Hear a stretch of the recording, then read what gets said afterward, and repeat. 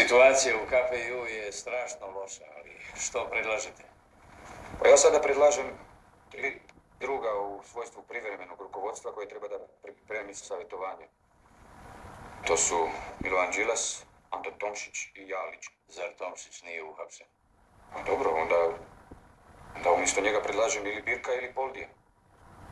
Kardelj i Miha Marinko. Sva petorica smo, ja mislim, članovi CKKPJ.